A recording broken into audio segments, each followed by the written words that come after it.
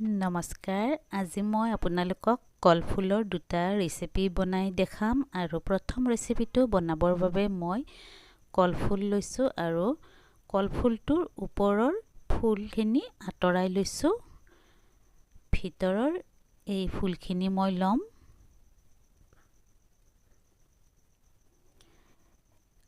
এই কলফুলখিনিৰ মাজত এডাল ডাঠ শলাৰ দৰে থাকে এই শলাডাল আমি গুচাই ল'ম এনেদৰে যিকিটা কলফুল আমি ৰেচিপিৰ বাবে ব্যৱহাৰ কৰিম গুটেকিটা ফুলৰে এই শলাডাল আমি এৰুৱাই ল'ম বেসন লৈছোঁ আইনাৰ সৰু বাটিৰে এক বাটি নিমখ দিছোঁ হালধি গুড়ি ৰঙা জলকীয়াৰ গুড়ি জিৰা গুড়ি আৰু অলপমান পানী দি আমি এটা পেষ্ট বনাই ল'ম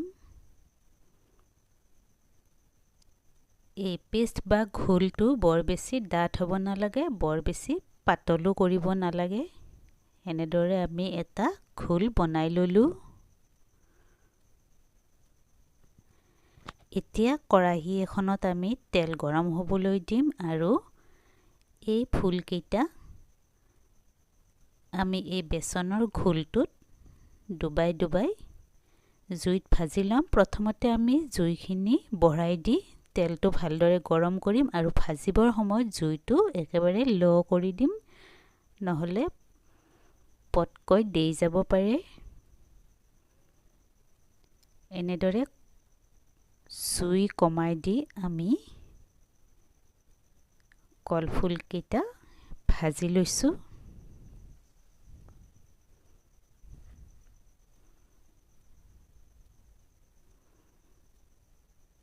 ৰংচুৱা হোৱাৰ লগে লগে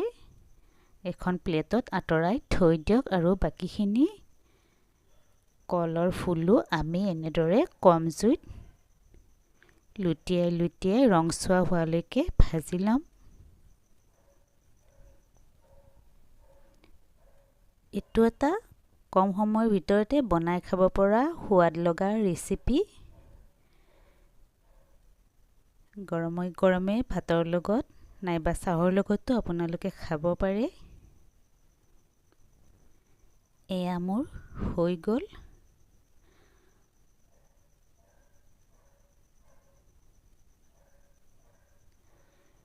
এয়া মচমচীয়া হৈছে খাবলৈ লগতে দেখিবলৈও বৰ ধুনীয়া হৈছে আৰু মই টেষ্ট কৰি চালোঁ সঁচাই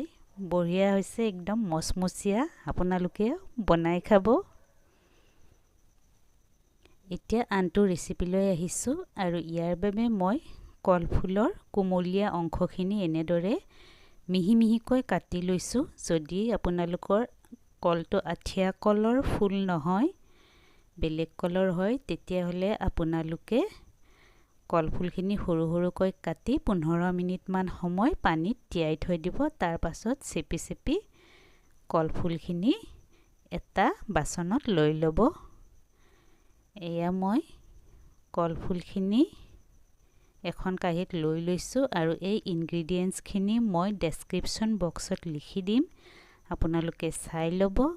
গোটেইখিনি এতিয়া মই মিহলাই লৈছোঁ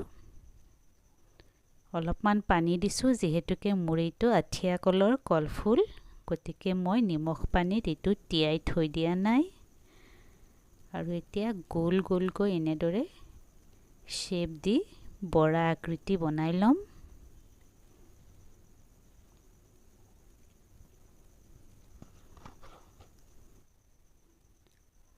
এনেদৰে শেপ দি আপোনালোকে বনাই ল'ব আৰু এইখিনি এতিয়া মই এখন কেৰাহীত তেল গৰম হ'বলৈ দি ভাজি ল'ম আগৰ দৰে তেলটো ভালদৰে গৰম কৰি ল'ব হাই ফ্লেম দি তাৰ পাছত জুই একেবাৰে কমাই দি বা মধ্যমীয়া জুইত আপোনালোকে লুটিয়াই লুটিয়াই এই বৰাকেইটা ভাজি ল'ব একেলগে 4-5টাকৈ বৰা নিদিব দুটা বা তিনিটা দিব যাতে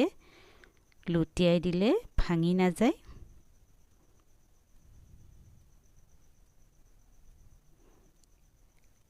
এনেদৰে মই বাকীকেইটা বৰাও অলপ অলপকৈ ভাজি ল'লোঁ। কলডিলৰ বৰা আমাৰ হৈ গ'ল। গৰমে গৰমে ভাতৰ লগত পৰিৱেশন কৰিব। আৰু এই ৰেচিপিটো বনাবৰ বাবে সকলোৱে ঘৰত চেষ্টা কৰিব। সঁচাই বঢ়িয়া হৈছে। আপোনালোকৰ মতামত জনাব আৰু ভিডিঅ'টো যিমান পাৰে শ্বেয়াৰ কৰিব, লাইক কৰিব, কমেণ্ট কৰিব, ছাবস্ক্ৰাইব কৰিব। ধন্যবাদ।